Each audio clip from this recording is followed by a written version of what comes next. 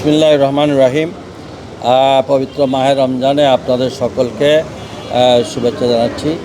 আজকে আসলে আমরা একটা মহতী উদ্যোগ যে আমাদের প্রবাসে যারা লাশ আসবে তাদেরকে ফ্রিজিংয়ের যে একটা ব্যবস্থাপনা করা হলো, এটা শুধু এই ঢাকায় না, এখন এটা চিটাগাং, সিলেট এবং শুধু চিটাগাং সিলেটও নয়, আমরা পর্যায়ক্রমে যে বাংলাদেশের যে অঞ্চলে আমাদের প্রবাসীরা এই ডেড বডি নিয়ে আমরা চেষ্টা করব তাদেরকে তাদের বাড়িতে নিয়ে পৌঁছানোর জন্য। এবং আমার প্রতিমন্ত্রী মহোদয় সেটা বলেছেন বিস্তারিত। আপনারা দোয়া করবেন। আমরা আমাদের মাননীয় প্রধানমন্ত্রী যে নির্দেশ, আগামী 6 মাসের মধ্যে আমরা সাধারণ মানুষের কাছে যে সকল আমরা প্রত্যাশা মানুষের এবং আমাদের যে নির্বাচনী ইশতেহার আছে, সেই নির্বাচনী ইশতেহার দিয়েই আমরা এগুলা বাস্তবায়ন করতে চাই। আপনাদের সবার সহযোগিতা চাই, দোয়া করবেন। ইনশাআল্লাহ উত্তর আরও কিছু কাজ করা যাবে। ধন্যবাদ। একটা রিলেভেন্ট প্রশ্ন। আমার নাম মাশরাফি রাহাত, আমি মাছরাঙ্গা টেলিভিশনে কাজ করি। আপনারা তো ফ্রিজিং গাড়ির উদ্বোধন করলেন, কিন্তু যে প্রশ্নটা সেটা বিদেশের থেকে প্রবাসীদের মরদেহ বিনামূল্যে দেশে আনার জন্য আপনারা কোনো উদ্যোগ নেবেন কিনা? 2020 সাল পর্যন্ত বিমান বাংলাদেশ এয়ারলাইন্স বিনামূল্যে প্রবাসীদের মরদেহ দেশে নিয়ে আসতো।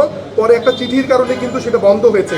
আগে তো মরদেহটা দেশে আনতে হবে, তারপরে আপনি বাড়ি পৌঁছাবেন। সুতরাং আমার প্রশ্নটা হচ্ছে, সরকারের কি কোনো পরিকল্পনা আছে কিনা প্রবাসীদের মরদেহ বিনামূল্যে দেশে আনা? আমরা বিনামূল্যেই আনি না, অনেকে না আমরা বিনামূল্যেই আনি, বিনামূল্যেই আনি। আমাদের জানাবেন যদি একটা সিস্টেম দ্বারা করাতে হবে, আপনাকে জানালে আপনি আনবেন। না বিনামূল্যেই আমরা আনি, এখন বিনামূল্যেই আনি। আচ্ছা, আমার একটা কথা হচ্ছে, এইসব স্পেসিফিক আপনার যেটা রিলেভেন্ট কোয়েশ্চেন করছেন, এইগুলা আমার মনে হয় সমস্ত জাতীয় জানা উচিত। সেই হিসাবে আপনি আমাদের কাছে তথ্য, আমাদের পিআরও আছে, পার্টিকুলারলি এই মিনিস্ট্রি কী করছে না করছে। শুধু আমি এই আনুষ্ঠানিকতা রাজনৈতিক বক্তব্য দিতে চাই না। আপনারা কি তথ্য চাচ্ছেন, আমরা আসলে মন্ত্রণালয়ে কী করছি, আপনারা আমার পিআরওর কাছ থেকে ডিটেলস ইনফরমেশন নিয়ে নেবেন, যে এইটুকু আমাদেরকে ক্লিয়ার। আমার কাছে ওই অন্য কোনো বক্তব্য নেই। যা মন্ত্রণালয় থেকে হবে সেটা ক্লিয়ার কাট আপনাদের আমাদের তথ্য চাইবেন 24 ঘন্টার ভিতরে আপনাকে। হ্যাঁ, ডেফিনেটলি থাকবে। এটাকে আমরা তো সাধারণ মানুষ যারা প্রবাসী আছে, যাদের রেমিটেন্সে আমরা এখানে আছি, সেই প্রবাসী রেমিটেন্স যোদ্ধার জন্য যা যা করা প্রয়োজন, এটা কেন আরও কিছু আমরা চিন্তা ভাবনা।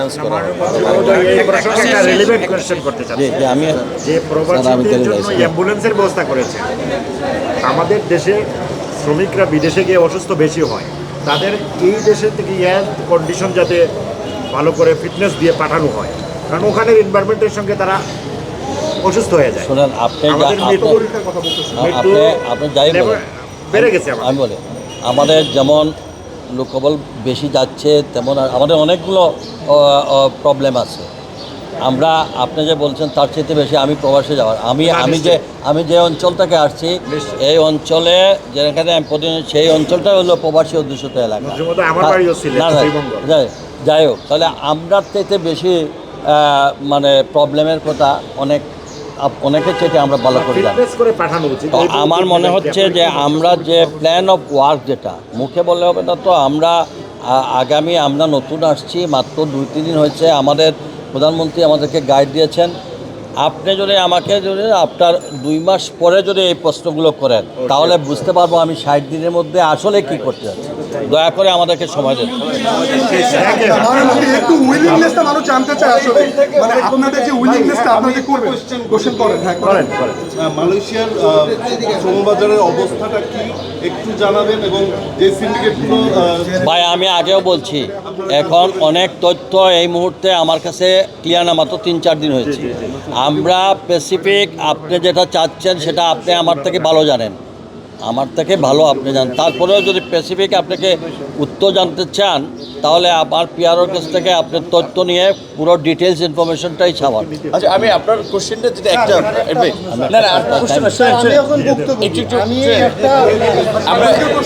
আজকে আমরা অ্যাম্বুলেন্স